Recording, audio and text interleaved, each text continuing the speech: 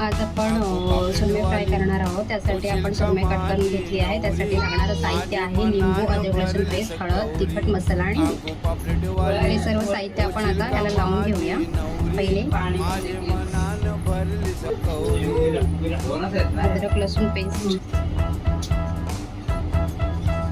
2 चमचे मसाला.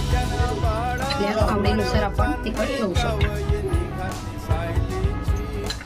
हे पूर्ण आपल्याला मच्छीला लावून घ्यायचं.